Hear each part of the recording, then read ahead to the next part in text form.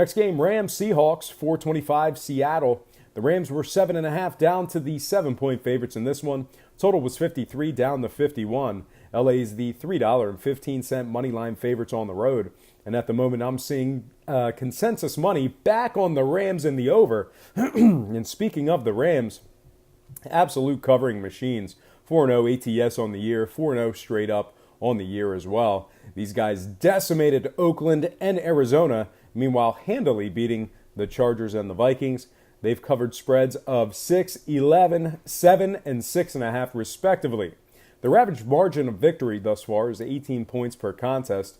This Rams offense is scoring 35 a game, 343 through the air, 125 on the ground. And trend-wise, LA's gone 6-2 ATS in their last 8 on the road, 4-2 ATS in their last 6 against Seattle. And speaking of Seattle, they failed to cover 3 out of 4 games at this point in the season. Losses against the spread to Denver, Chicago, and Arizona.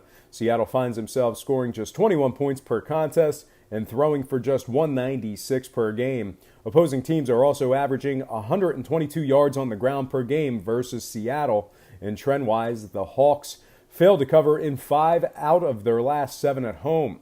Now, total-wise, both defenses have played pretty well in the past couple of weeks. Seattle's giving... wow. Oh, yeah. Seattle is giving up just 15 points per contest in their last couple of games. 2 out of the Rams' last 4 games stayed under the total as well. And historically, the total stayed under in 4 out of LA's last 5 games, taking on Seattle. So with all that said and done, I'm going to go ahead and, go consensus on the spread, but contrarian on the total. Give me the LA Rams -7 in the under 51 total points in this one. Next game, Cowboys-Texans, 820 Houston. The Texans were -3.